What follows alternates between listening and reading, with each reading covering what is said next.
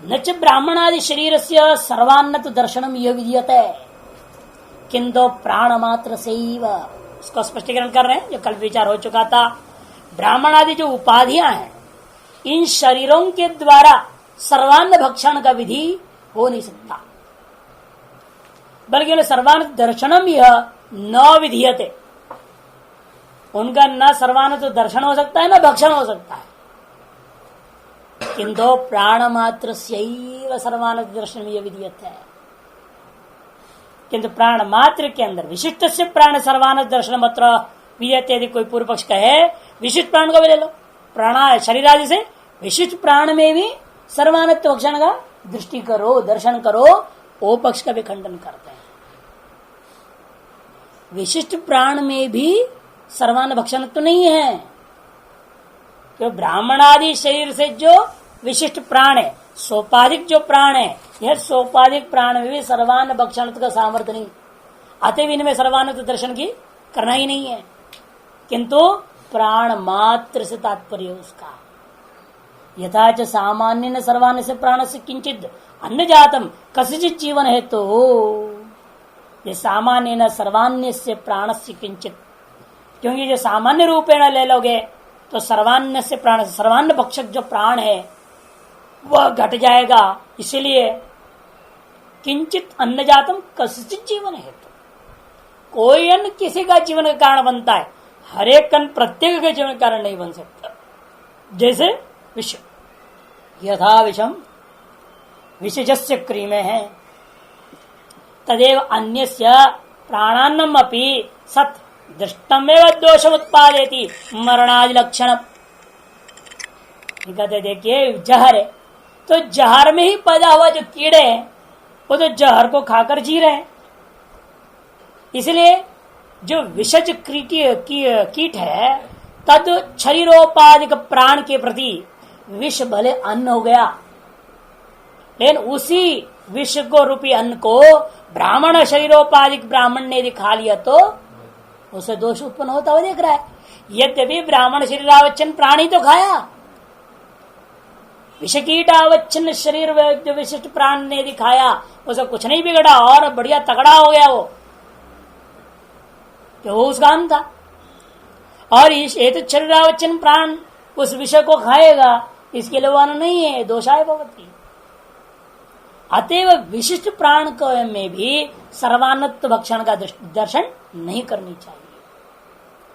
यथा विषम विशेषस्य कृमे है, विशेष जन्य कृमि के प्रति विष भले अन्न हो जाता है, लेकिन तदेव अन्यस्य प्राणान्नम अपि, उसी अन्य के प्राण का अन्न होने के बावजूद भी दृष्टम एवं दोषम उत्पादेति, ऐसा होते भी स्पष्ट दिखाई दे रहा है मरणादि लक्षण दोष उत्पादित, दृष्टम एवं मरणादि लक्षण रूपा दोष को उत्पन्न करता हुआ देखा गया है। तथा सर्वान्नस्य अपि प्राणस्य प्रतिषिद्धान्न भक्षणे ब्राह्मणत्व देह संबंधाद दोष एवं स्यात्। इसीलिए सर्वान्न भक्षण करने वाला भले प्राण है, प्राण तो अपने आप में सर्वसामान्य जो प्राण है वो भले सर्वान्न भक्षक है, लेकिन प्रतिषिद्धान्न भक्षण करने पर इस ब्राह्मण आदि शरीर से विशिष्ट जो प्राण होता है इसको दोष जरूर लगेगा। जैसे वायु पवित्र, आकाश पवित्र, कोई संशय नहीं, लेकिन कोई लहसुन का डिब्बा इसको खाली करके सूंघ कर देखो, दुर्गंध आ जाता कि नहीं आता? क्यों आया? तद्देशावच्छिन्न जो वायु, तद्देशावच्छिन्न जो आकाश उस उपाधि के कारण से दूषित हो गया। भले अपने आप में आकाश पवित्र है, वायु पवित्र, से कोई संशय नहीं है, लेकिन उपाधि वशात दोषवत हो गया।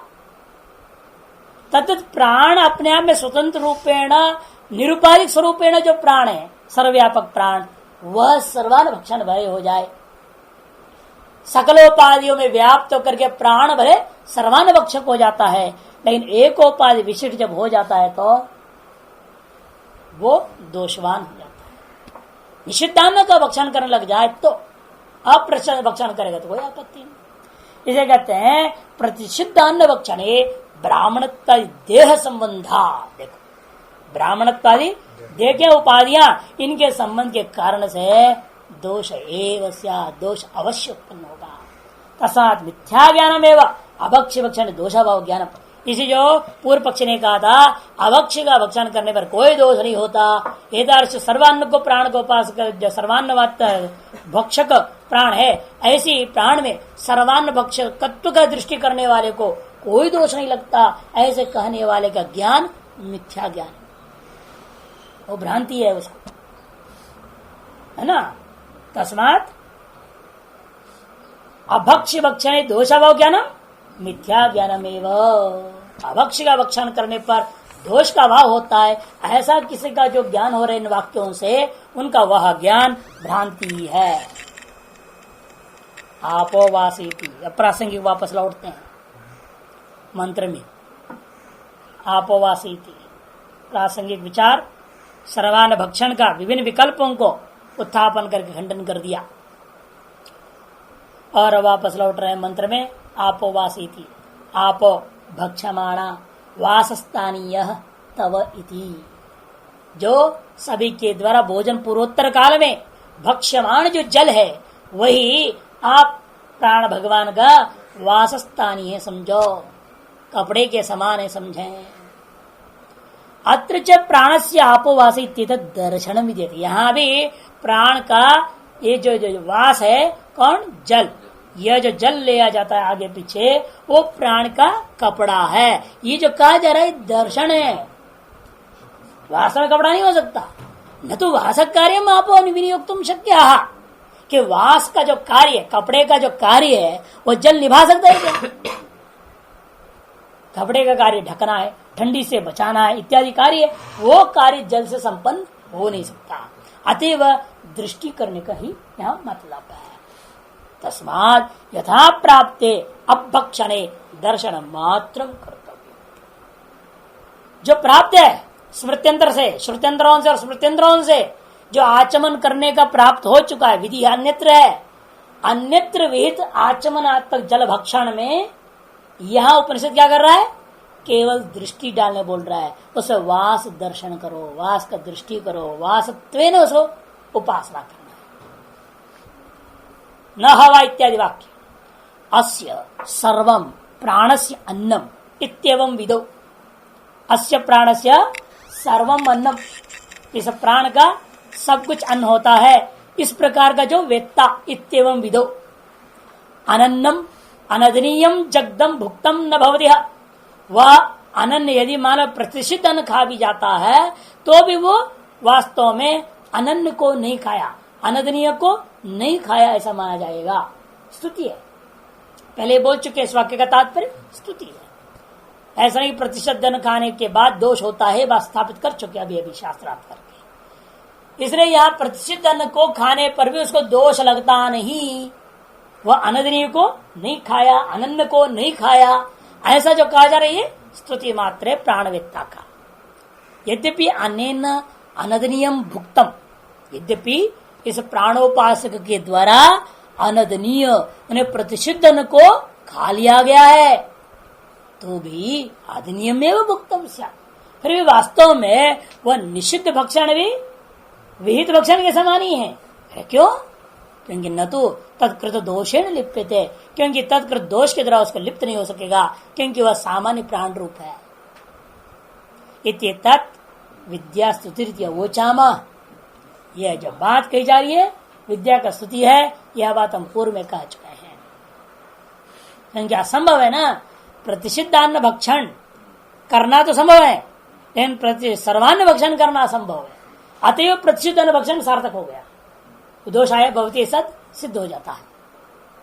इसलिए विधि निषेध जो अन्न भक्षण में किया वो उचित इसलिए बना क्योंकि विशिष्टोपाधि वाला जो प्राणी है वह कभी सर्वान्न भक्षण नहीं कर सकता, और प्राणी स्वयं प्राण स्वरूप में स्थित होकर के भक्षण करे वो भी नहीं हो सकता, क्योंकि प्राणी प्राण स्वरूप में स्थित होकर के एक उपाधि में रहकर सर्वान्न भक्षण कर नहीं सकता। ये अंतिम पक्ष में आया था ना, प्राणी जो भी है वो यदि भले ही कह दो मैं प्राण भावापन्न हो जाऊंगा और सब कुछ खा लूंगा, अरे तुम प्राण भावापन्न भले ही हो जाओ लेकिन उपाधि त्याग कर सर्वोपाधि वाला हो जाओगे क्या? जब तक आप प्राण भाव अपन होकर के एक उपाधि से संबंधित रहेंगे, प्राण शरीर से उपाधि संबंधित होंगे, तब तक प्रतिसाद विलक्षण से दोष होता ही है। यदि प्राण भाव अपन होकर के सर्वोपाधि संबंधी आप रह गए हो और आप किसी एक उपाधि से कोई मतलब नहीं रह गया, तब तो सर्वान भक्षक आप हो सकते हैं। उसके तब हो सकता है ना जब आप उपाधि से परे हो जाए, उपाधि से हट जाए। सर्व तभी है अर्थात मृत्यु के अनंतर काल में इस उपासना के कारण से जो प्राण भाव को प्राप्त कर जाता है और सर्वव्यापक प्राण बन जाता है, सगलोपाधि में वही है, तो सर्वान भक्षक हो जाएगा, कोई दिक्कत नहीं है। उस स्थिति में दोष नहीं होगा। अतः उस स्थिति को ध्यान रखते हुए तो स्तुति अर्थ कहा गया। तथा च अनन्नम प्रतिगृहीतम यद्यपि अप्रतिग्राह्यम अनन्नम प्रतिगृहीतम न भवति, ऐसा है ना मंत्र को, उसको उठा रहे ना अनन्नम प्रतिगृहीतम। उसकी व्याख्या यद्यपि अप्रतिग्राह्यम हस्त्यादि प्रतिगृहीतम, हाथी का दान लेना, घोड़े का दान लेना, ये सब दोष माना गया है। ऐसी चीजों को जो उसने उसका प्राण आत्मा ने ग्रहण कर लिया, कोई जीव ने ग्रहण कर लिया, तदपि अन्नम एवं प्रतिग्राह्यम, वह भी वास्तव में वो अन्न का ही प्रतिग्रहण किया, अनन्य का प्रतिग्रहण नहीं किया। क्यों? तत्राप्य प्रतिग्राह्य प्रतिग्रह दोषेन न लिप्यते, किंतु ऐसा काम करने पर भी अप्रतिग्राही का प्रतिग्रहण करने से जो होने वाला दोष, वह दोष समित नहीं होता। इति स्तुत्यर्थम एवं, यह भी स्तुत्यर्थ ही है, समझे। अच्छा, यह एवं एतद अनस्य प्राणस्य अन्नम वेद, किसकी स्तुति कर रहे हैं?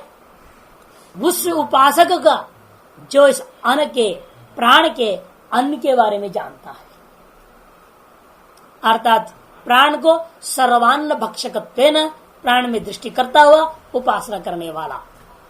फलन तो प्राणात्म भाव आगे ना, एक उपासना फल क्या है? मरणोत्तर काल में सर्वव्यापक प्राण भाव की प्राप्ति।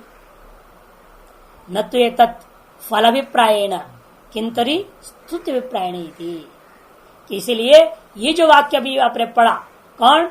न वास्य इत्यादि अनन्नम भक्षितम न स्यात्, अग्रहीतम अप्रतिगृहीतम स्यात्, ये जो कहा गया था, वो जो मंत्र है वो फलाभिप्राय से नहीं है। फलाभिप्रायण दीर्घ बनाओ इसको, न फलाभिप्रायण, फलाभिप्रायण हो गया। ये जो वचन है, वाक्य है, स्तुति वाक्य होने के नाते फलाभिप्राय से कथन किया वाक्य नहीं है। किंतरी फिर क्या है वो? स्तुति अभिप्राय नहीं थी, स्तुति के अभिप्राय से कहा गया है। अच्छा,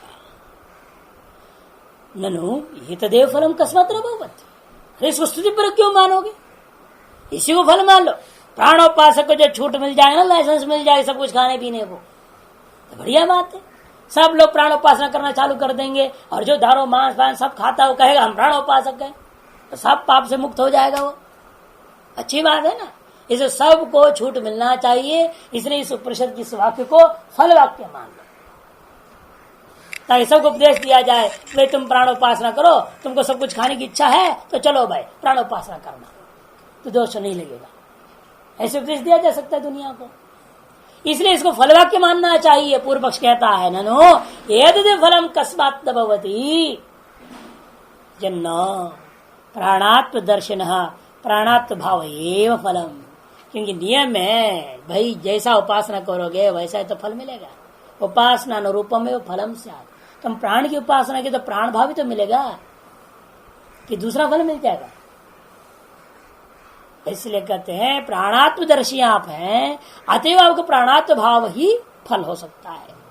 तथा प्राणात्म भूत सर्वात्मन अनदनीयम अपनी आद्यमेव, और जब प्राणात्म भूत हो जाएगा मरणोत्तर काल में तो हमें कोई आपत्ति नहीं है, वो सर्वात्मा हो जाएगा और सर्वात्मा होकर के अनदनीय जो भी होगा वो भी उसके लिए आद्य ही हो जाएगा, कोई आपत्ति नहीं समझता। लेकिन जब प्राणात्म भाव हो जाए तब, उससे पहले नहीं। जब तक उपाधि वाले हो तब तक नहीं। जब उपाधि वाला न रह करके सर्वव्यापक प्राणात्म भाव को जब प्राप्त कर जाओगे, उस समय जो सर्वात्मा आप हैं अतएव उसके आपके लिए अनदनीय भी आद्य हो जाएगा।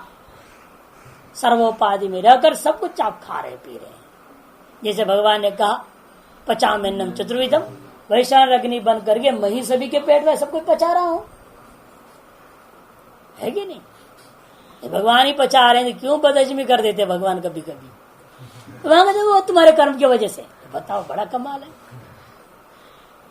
बदहजमी हो गया तो हमारे कर्म से, सही जंग हजम हो जाए तो परमात्मा ने कर दिया। ये कैसी विचित्र बात। इसका भी विचार अब आने वाला है ब्रह्म सूत्र में, अगला अधिकरण इसी पर चलेगा। गति फिर तो विषमता आ गया।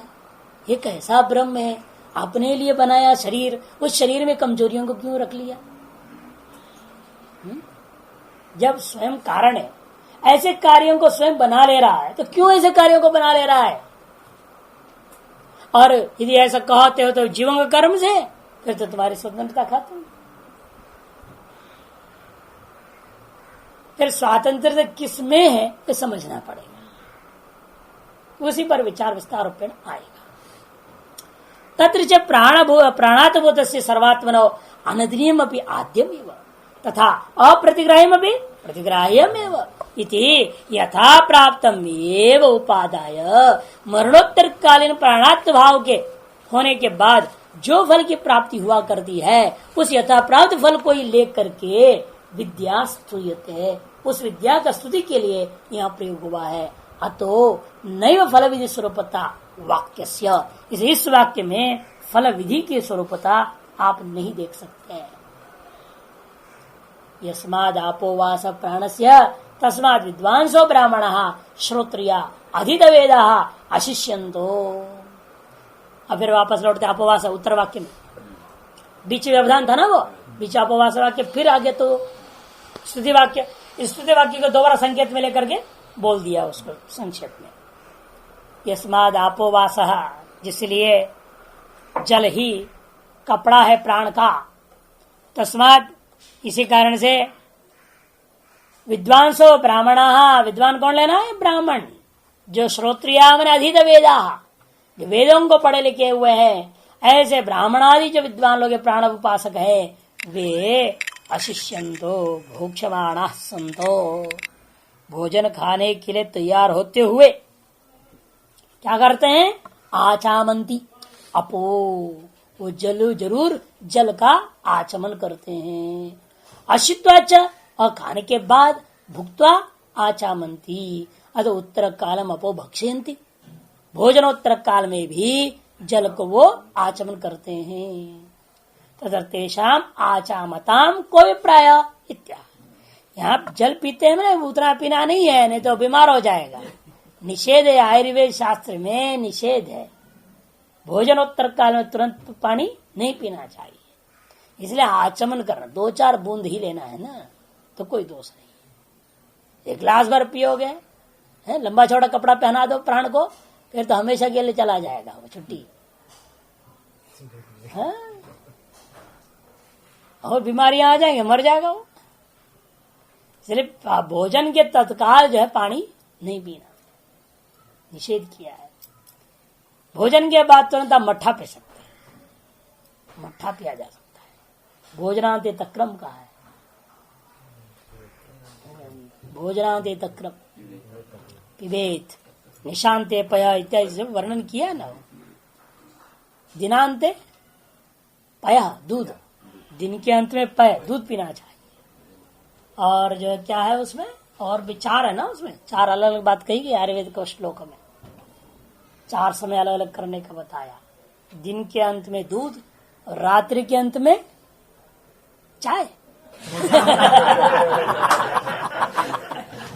यही तो होता है ना, लोग क्या कर, रात्रि का अंत में सवेरा होता है तो चाय पीते हैं।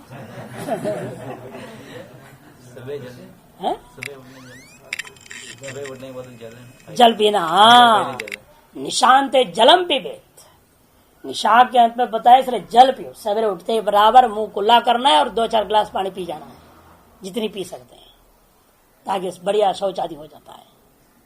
पूजा का पहले कुछ जल का मना है ना, ऐसा जल जो कुछ नित्य का पहले जल पीना का मना है। जल पीने के लिए मना नहीं है, अन्न खाने के लिए मना है, नमक खाने के लिए मना है। जल भी अन्न, जल जितना जल अन्न में कहाँ है? किसने बोला जल अन्न में है? नहीं, उल्टा आचमन किया इसलिए उनको दोष आ गया ना बाद में।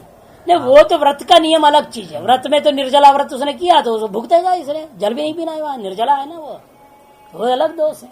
व्रत का एक नियम अलग होता है, वो जल अन्न नहीं है, व्रत का नियम का उल्लंघन हो गया, वो एक अलग बात है। जल पीने से दोष नहीं आया, पारणा किए बिना पी लिए दोष आया। ये तो अब सबका अपना अलग अलग नियम है, जहां तक उसको नहीं लगाना चाहिए। अच्छा, भोजनांत में ये हो गया, दिनांत में हो गया दूध, रात्रिंत में जल। एक और है कुछ, दूध, जल, अन्न, फल है। हाँ, पूरी पेड़ में फल। हाँ, पूरी पेड़ में फल। ऐसे पता नहीं क्या बताया, कोई फल का वर्णन है, 4 चीजें फल का वर्णन, काले श्लोक पेड़ याद में नहीं जल, आ रहा। पूरी पेड़ में फल, ऐसा। जो भी है, यस्माद आपो वास इत्यादि इसलिए कहते कि देखो, जिसलिए ऐसा है भुक्त्वा आचमनंती उत्तर कालम अपो भक्षयंती, उत्तर काल में जल का भक्षण करते हैं। तथा तेषाम आचामताम को अभिप्राय इत्याह, ऐसे वे लोग जो आचमन करते हैं उसका अभिप्राय क्या है? कहते एतम एव अनम प्राणम अनग्नं कुर्वन्तो मन्यन्ते, क्योंकि वे लोग ये मानते हैं कि इस प्राण को हमने अनग्नता प्रदान कर दिया, अर्थात वस्त्र को प्रदान कर दिया है, ऐसा वे लोग मानते हैं। अस्ति चेतद यो यस्मै वास ददाति स तम अनग्नम करोमिति मन्यते, क्योंकि दुनिया में भी ये देखने को मिला, जो व्यक्ति जिस किसी के लिए कपड़ा का दान दे रहा है वो यहाँ मान लेता है अपने आप को, मैंने इस अमुक व्यक्ति को अनग्न कर दिया, इति मन्यते। प्राणस्य चापो वास इति ही उत्तम, और प्राण जो है, प्राण के प्रति जल ही वास है, प्राण का वास कपड़ा जल है, ये बात विधि भी हो चुका है। यद अपा पिबामी तत् प्राणस्य वासो ददामी इति विज्ञानम कर्तव्यम इत्यम अर्थमेतत्। इस वाक्य का अर्थ नहीं समझो, जो भी आप जल पीते हो और समझना, उसमें दृष्टि करना, मैं प्राण को वस्त्र प्रदान कर रहा हूँ, ऐसे उपासना करना चाहिए, ये इसका अर्थ है। भोक्षमाणो भुक्तवांश्च प्रयतो भविष्यामि इति आचामति। लेकिन समस्या है, आप तो बता रहे हो उसका फल कपड़ा, और वहां तो बताया कि शुद्धि। अन्यत्र श्रुति स्मृति में ये वर्णन किया, भोक्षमाणो भुक्तवांश्च प्रयतो भविष्यामि इति आचामति। उसका आचमन करने का उसने क्या निर्णय लिया? मैं शुद्ध हो जाऊंगा, ऐसी भावना से आचमन कर रहा है। और आप कहते हो भावना बदल दो, कपड़ा दे रहा हूं ऐसी भावना करो, तो बड़े विरुद्ध हो जाएगा। तत्र च प्राणस्य अग्नग्रता करणार्थत्वे च विद्विकार्यता आचमन से स्यात्। यदि प्राण की अनग्नता भी करण का साधन भी वो है, यदि ऐसे कहोगे शुद्धि का भी वही साधन, अनग्नता का भी वही साधन, तो एक साधन से 2 कार्य की सिद्धि ये आचमन कर रहा है, ऐसे मानना पड़ेगा। न च कार्यद्वयम् आचमनस्य एकस्य युक्तम्, और एक आचमन रूपी क्रिया का 2 कार्य हो, ये नहीं, उचित नहीं है। यदि प्रायत्यर्थम न अनग्नतार्थम, अतः अनग्नतार्थम चेत न प्रायत्यर्थम। इसलिए यदि शुद्धि के लिए है तो वास के लिए नहीं, और यदि वास के लिए मानोगे तो शुद्धि के लिए नहीं मान सकते। यस्माद् एवं तस्माद् द्वितीयम् आचमनांतरम प्राणस्य अनग्नता करणाय भवतु। इसलिए ऐसे करना, कोई अलग आचमन करना, अलग से एक और आचमन, या इससे विधि मान लो, इस उपनिषद से आचमन का भी विधि और उस वास दर्शन का विधि, डबल काम करो। एक तो भोजन से पहले और भोजन के बाद एक आचमन होगा, वो आचमन शुद्धि के लिए। एक और करना पड़ेगा डबल डबल, शुरू में भी 2 आचमन करो, एक आचमन शुद्ध अर्थ, दूसरी आचमन जो है वासार्थ। फिर भोजन खा लिया, खाने के अनंतर भी एक आचमन शुद्धार्थ, एक आचमन वासार्थ करके 2-2 बार शुरू में और अंत में 2 बार करनी पड़ेगी। ऐसा पूर्व पक्षी कहता है इस विधि की वजह से कि वो विधियां शुद्धार्थ आचमन का विधान कर चुके हैं, और यह विधि वासार्थ आचमन है, अतः इसको पृथक विधि मानना चाहिए। पूर्व पक्ष का तात्पर्य है इसको यहाँ विधि विशिष्ट दृष्टि ऐसा समझो, केवल दर्शन नहीं। पहले आचमन का विधि हुआ, फिर उस आचमन में वास का दृष्टि हुआ, दोनों यहाँ विधान है। वहां आचमन का विधि है और शुद्धि रूपी फल है, ये समझो अंतर। इस प्रकार से दोनों अलग अलग माननी चाहिए थी, चेत नो। तब कहते नहीं भाई, यहाँ एक आचमन क्रिया है ही नहीं, यहाँ 2 अलग अलग क्रियाएं। आचमनात्मक क्रिया अलग है, दर्शनात्मक क्रिया अलग है। जल एक है, यहां जल एक है, उस जल के साथ दो क्रिया संबंधित हो रही है। एक तो स्थूल क्रिया जो देख रहे हैं आप, आचमनात्मिक क्रिया है, और दूसरी मानसिक क्रिया है, दर्शनात्मक क्रिया। और दो क्रिया के सिर्फ फल भी अलग अलग दो मानना पड़ेगा। वस्तु एक स्थूल क्रिया संबंधित हो रहा है, एक मानस क्रिया संबंधित हो रहा है। स्थूल क्रिया संबंधित आचमन जो जल का फल क्या हो जाएगा, शुद्धिकरण, और मानस क्रिया दर्शन का फल अलग हो जाएगा, अनग्नता। द्वे ही एते क्रिये भोक्ष्यमाणस्य भुक्तवतश्च यदाचमनं स्मृतिविहितं तत् प्रायत्यार्थं भवति क्रिया मात्रम एव न तो तत्र प्रायत्तम दर्शनादि अपेक्षते। द्वे ही एते क्रिये भोक्ष्यमाण से भुक्तवतश्च, भोक्ष्यमाण और भुक्त, जो भुक्तमान पुरुष के द्वारा किए जाने वाले जो आचमन है, उसे वास्तव में दो भिन्न क्रियाएं हैं। क्या है? सबसे पहला यत आचमनम, जो आचमनात्मक क्रिया है वो क्या है, स्मृति विहितम। और स्मृति विहित आचमनात्मक क्रिया, और क्रिया कहां हो रही है, जल में। स्मृति विहित आचमनात्मक क्रिया जो जल में हो रहा है वह तत् प्रायत्यार्थम भवति, वह प्रायत्यार्थ मात्र ही है, और वह क्रिया मात्र में मन स्थूल है, मानस नहीं, दर्शन नहीं। क्रिया मात्र माने क्रिया सामान्य है वो, न तो तत्र प्रायत्यम दर्शनादि अपेक्षते, क्योंकि एतादृश आचमन रूपी क्रिया करने पर जो प्रायत्य है वह दर्शनादि की अपेक्षा नहीं करता। आपने पिया जल, शुद्धि हो गई, तो दर्शन करोगे तो शुद्धि होगी, ऐसा नहीं। शुद्धि का के रूपी फल के लिए उपासना की अपेक्षा नहीं है, वो स्थूल क्रिया से ही काम हो गया। विधि के अनुसार आपने भोजन से पहले आचमन क्रिया किया है तो वो क्रिया से शुद्धि रूपी फल मिल गई, और वह तारश आचमन क्रिया से उत्पन्न होने वाला शुद्धि रूपी फल के प्रति दर्शन आदि की अपेक्षा नहीं है। और दर्शन के लिए शुद्धि की अपेक्षा नहीं, आप आचमन क्रिया कर रहे हैं, वो जल में आपने वास दृष्टि कर दिया, इसलिए आचमन का फल शुद्धि, जल में वास का दर्शन का फल अनग्नता, दोनों अलग अलग है। इसलिए कहते कि देखो तत्र च आचमनांग भूता स्वप्सु, आचमन के अंग भूता जल में आपने क्या किया, वासो विज्ञानम प्राणस्य इति कर्तव्यतया चोद्यते, उसमें जो वास का उपासना किया, वास का दृष्टि किया आपने, वास विज्ञान में वास दृष्टि दर्शन, वो जो है प्राण के उपासना में इति कर्तव्य कोटि में आ गया। वो प्राण की उपासना के अंतर्गत इति कर्तव्यता कोटि में ले लेना। इति कर्तव्यतया चौद्यते मैंने विधीयते, विधान किया गया। न तो तस्मिन् क्रियमाणे आचमन से प्रायत्यार्थता बाध्यते, और तारस दर्शन रूपी क्रिया का संपादन करने पर आचमन में जो प्रायत्यार्थता रूपा प्रयोजन सिद्धि थी वह बाधित नहीं होता। क्यों? क्रियांतरत्वाद आचमनस्य, क्योंकि दर्शन की अपेक्षा से आचमनात्मक क्रिया भिन्न है। दर्शन की अपेक्षा आचमन नहीं रखता, आचमन की अपेक्षा दर्शन नहीं रखता, लेकिन दोनों एक चीज की अपेक्षा कर रहे हैं, वो है जल। दर्शन करना है तो आपको जल की जरूरत है। वहां दर्शन से तो ना आंखों से देखना नहीं, वास दृष्टि करना, वास दृष्टि करना है तो आपको जल की अपेक्षा है, आचमन करना है तो जल की अपेक्षा है। जल तो दोनों क्रियाओं के लिए सापेक्ष है, उसमें से भी आचमन के लिए अत्यंत आवश्यक है। इसलिए आचमन दृष्टिया जल जो है ना सन्निपत्योपकारक है, और दर्शन दृष्टिया आराधोपकारक है।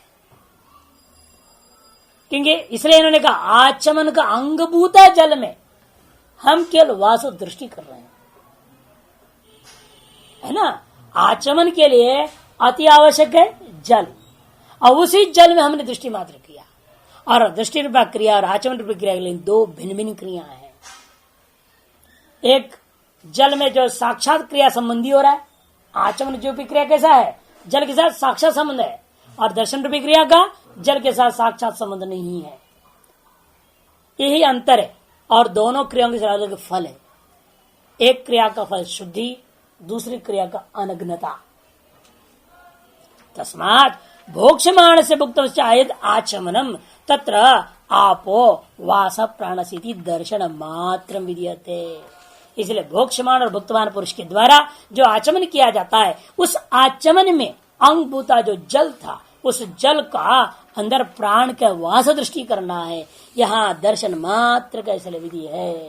अप्राप्तत्वाद अन्यतः, क्योंकि वास दृष्टि और उपासना ये जो है अन्य श्रुति स्मृति आदि प्रमाणों से, अन्य विधियों से प्राप्त नहीं है, इसलिए उस मात्र का विधि हो गया।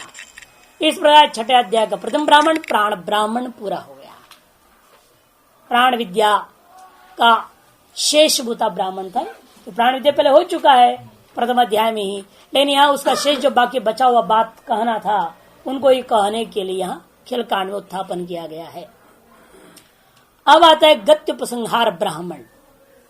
इस ब्राह्मण का नाम, दूसरे ब्राह्मण का नाम है गत्युपसंहार ब्राह्मण। पूर्व में गति की चर्चा हुई है संक्षेप में, लेकिन उसका विस्तार रूपेण विशेष जो कथन करना बाकी, उसको कथन करने के लिए उन्हीं गतियों की चर्चा करेंगे। गति स्तुते आचार्य स्तुते गति वक्ता, कहा था ना, आचार्य जी जो है तुम्हारे गति का कथन करेंगे, ऐसे सब कहा हुआ था। लेकिन वहां संक्षेप में कह दिया गया गति भी प्रथम अध्याय में भी आया हुआ है। गति का उद्गीत ब्राह्मण प्रसंग में अनेक जगह आया, लेकिन सभी जगह क्रमादि का वर्णन नहीं आया। उसी के लिए विशेष आरंभ होता है।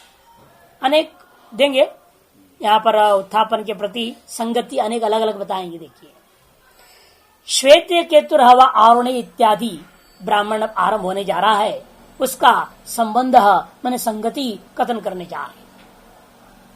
वही शेषित रूपा संगति सर्वत्र खिलकांड में हमेशा यही है। शेषी पहले आया हुआ है, अन्य अन्य अध्यायों में उसका शेष या कथन हो रहा है। शेषित रूपा संबंध को हम लोग मानते हैं, शेषित रूपा संबंध को माना है, सर्वत्र वही रहता है। लेकिन किसके साथ है ये शेष, किसका शेष, कि शेषी का ये शेष है, ये बताना जरूरी होता है, तो वो भाष्यकार बता देते। देखिए, खिलाधिकार वयम पहले ही निर्णय हो चुका है कि खिल कांड है, खिल का अधिकार चल रहा है। खिल का मतलब ही होता है अनुक्त का शेष का कथन करना। इसे तत्र यद अनुक्तम तद उच्चते। पूर्व अध्यायों में जो चर्चाएं आरंभ कर दी गई और प्रासंगिक वशात उसको कथन करने के बाद भी पूरा नहीं कथन कर पाए, कि अन्य प्रसंग का पीछे कह दिया गया है, था वो अन्य विद्या का मामला, लेकिन बीच में प्रसंग वशात कहाँ गया था, लेने से आते वहां पर पूरा नहीं कर सकते थे। नहीं तो प्रकरण किसी और कोई और चीज विस्तार होने लग जाएगा, वो गड़बड़ी ना हो। जितनी आवश्यक है वहां थोड़ी बात बताई गई है, अब शेष को यहां बता रहे। जैसे ये कहाँ का विचार आरंभ हो रहा है, कहते सप्तम अध्यायांत ज्ञान कर्म समुच्चय कारिणा अग्निर्मार्ग याचनम कृतम। आरण्य के अनुसार 7वां अध्याय, उपनिषद के अनुसार 5वें अध्याय के अंत में ज्ञान कर्म समुच्चयवादी ने प्रार्थना अग्नि ने सुबदाराय स्नान विश्वान देव युनानि विद्वान इत्यादि मंत्रों के द्वारा अग्नि से मार्ग की याचना की थी। उस व्यक्ति ने किया जो उपासना और कर्म का समुच्चय पूर्वक अनुष्ठान किया है। अग्नि ने यह बताई थी। तत्र अनेकेषां पथाम सद्भावो मंत्रेण सामर्थ्य प्रदर्शिता। लेकिन वहां मालूम हुआ सुपथा, ये विशेषण क्यों दिया? अगर कोई कुपथा भी होगा है? सुपथ क्यों बोलते? लगता है अनेक मार्ग है, लेकिन कौन कौन मार्ग है ये स्पष्ट नहीं। वहां सुपथा के द्वारा संकेत कर दिया अनेक मार्ग हैं, लेकिन कौन कौन है ये कथन नहीं था, उसके लिए आरंभ हो रहा है। वही करें तत्र वहां पर जो है अनेकेषां पथाम सद्भावो, उस अध्याय के उस अंतिम प्रार्थना के विषय प्रसंग में मंत्र के द्वारा अनेक मार्ग के सद्भाव का सामर्थ्य दर्शाया गया। किस शब्द में ऐसे है? सुपथा इति विशेषणा। सुपथा ऐसा विशेषण के सु के विशेषण जो दिया वो ज्ञापन करते कोई कुविशेषण वाला भी पथ होगा। पंथानश्च कृत विपाक प्रतिपत्ति मार्गा, और पंथा मार्ग किसके लिए? जिनके लिए कृत विपाक प्रतिपत्ति मार्गा, जिनके कर्मफल का विपाक उपभोग करने का समय आ गया है, उस कर्मफल की प्राप्ति के लिए ये सब मार्ग है। वक्षिति च यत् कृत्वा इत्यादि, इस बात को आगे स्पष्ट करेंगे। जिस कर्म आदि को करने के बाद ऐसा पंचम होते पुरुषवच स्वभवती, ये कहेंगे आगे। तत्र च कथित कर्म विपाक प्रतिपत्ति मार्गा, अब यही विचार यहाँ करना है। भाई कर्म फल भोगने के लिए जिन लोकों में जाने के लिए हमें कितने मार्ग है, कर्म फल को भोगार्थ हमें लोकों में जाना है, और उन लोकों में जाने के लिए कितने मार्ग है ये हमें जानकारी प्राप्त करनी है। इति सर्व संसार गति संहारार्थोयम आरंभ, संपूर्ण संसार के विभिन्न प्रकार गतियों का उपसंहार करने के लिए यह ब्राह्मण का आरंभ हुआ है। इसे इस ब्राह्मण का नाम ही पड़ गया गति उपसंहार ब्राह्मण। एतावती ही संसार गति निश्चय करना, बस इतनी प्रकार की है संसार की गति, कोई और नहीं, चौथा नहीं, तीन ही है, ऐसे बताना है। और उस तीनों को भी समेट वेग में ले जाना है। जन्म मरण सभी का बराबर है, दो, एक बंध एक मोक्ष, खत्म। और बंध में मरेगा और लोकों में जाके घूम फिर करके लौटेगा। पंचाग्नि विद्या आरंभ करने हैं यहाँ। एतावन कर्मणो विपाक स्वाभाविक शास्त्रीय सविज्ञान से, क्योंकि निश्चय यह भी निश्चय करना है बस इतनी ही कर्म का फल है। कौन सी कर्म का? चाहे अशास्त्रीय कर्म हो चाहे शास्त्रीय कर्म हो, सभी कर्मों का फल इतनी है, ये पक्का कर देना है, निश्चय कर देना है, ताकि उसे वैराग्य हो। जब आपको मालूम हो जाए चाहे हम शास्त्रीय कर्म करें चाहे अशास्त्रीय कर्म करें, दोनों की दशा में क्या भटकना तो पड़ेगा ही। अनेक योनियों में भटकन जो हो रहा है वो शास्त्रीय कर्म करने से भी हो रहा है और अशास्त्रीय कर्म करने से। कोई भी कर्म करो, कर्म जब तक करते रहोगे, उपासना विषय भी कर्म करते रहोगे, तो भी तत्काल मुक्ति नहीं हो सकती। क्वचित कर्म मुक्ति के बले अधिकारी हो जाएं, नहीं तो अन्यथा अधिकाधिक लोग जो है संसार में भटकने वाले हैं। यह बात तय करना, ताकि मुमुक्षु जो है वह शास्त्रीय और अशास्त्रीय सकल कर्मों से विरक्त हो जाए, इसके लिए जानकारी आरंभ किया जा रहा है। इसलिए फलाय कोई कर्म नहीं करना, तात्पर्य है नहीं कर्म को ही त्याग देना नहीं, फलाय कर्म नहीं करना है। अंतकरण शुद्ध कर्म कर दो ताकि मुक्ति का मार्ग बनेगा। इसलिए यज्ञ दान तपसा आशिकी न ब्राह्मणा विविधिशन्ति पहले कह चुके हैं। उसे कर्म को विधान किया है, लेकिन यह कर्म का निषेध करे, ये बता कर कर्म का फल संसार है, दुख ही है, अर्थ कर्म को त्याग दो, ये अर्थ करना। लेकिन कैसे करोगे अर्थ से? कैसे कर्म को त्यागना है? अरे सफल कर्म को त्याग देना, सकाम कर्म को त्याग देना और निष्काम पर कर्म को करते रहना, इस तरफ ले जाना चाहते हैं मुक्षु के लिए। यद्यपि वही करेगा, बाप कहता है पूर्व पक्षी महाराज वो भी बात कह दिया है, 3 मार्ग तो बता दिया ना, उत्तरायण दक्षिणायन जयसुमरेश्व 3 मार्ग तो बता चुके हैं पहले। द्वया प्राजापत्य स्वाभाविक पापमा सूचित न च तस्दम कार्यमिति विपाक प्रदर्शिता। यद्यपि वहां जो सूचित किया है द्वया प्राजापत्य आदि ब्राह्मण में 1-3-1 में यह जो विचार दिखाया गया था वह स्वाभाविक कर्म फल बताया गया, शास्त्रीय कर्म का नहीं, स्वाभाविक पापमा। क्योंकि वही कहा ना, वो इंद्रियों में पाप भ्रस गया। कौन सी पाप घुसा? स्वाभाविक, शास्त्र से लेन देन नहीं था वहां।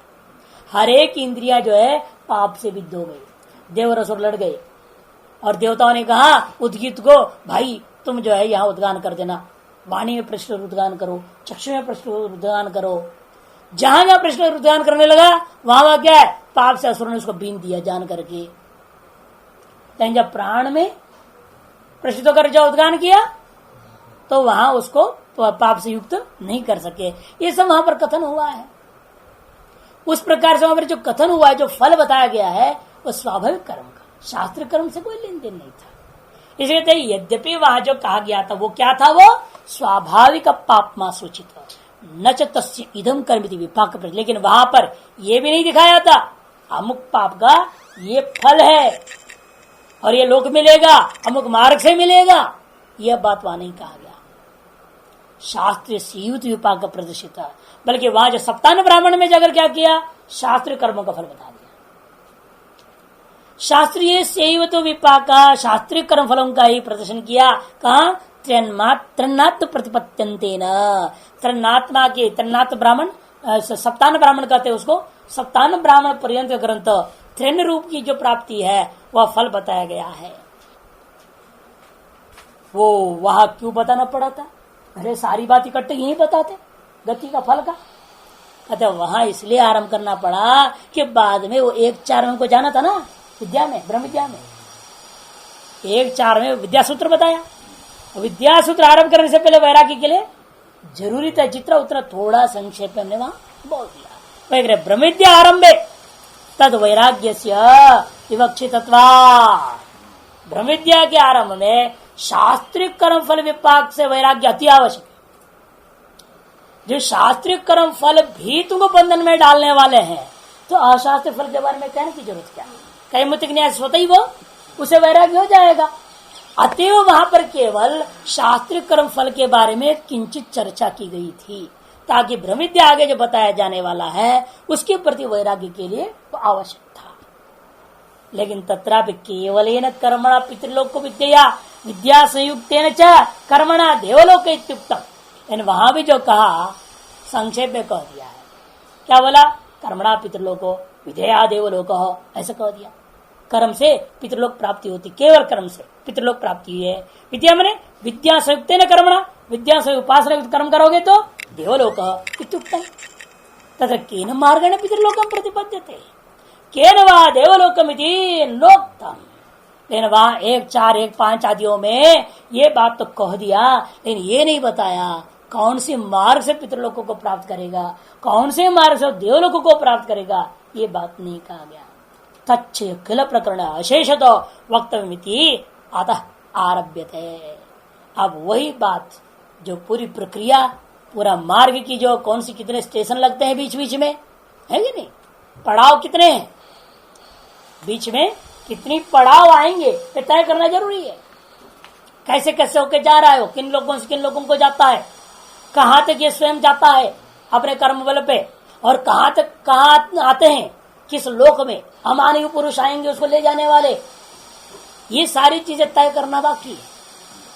इसलिए भी आरंभ करना जरूरी है।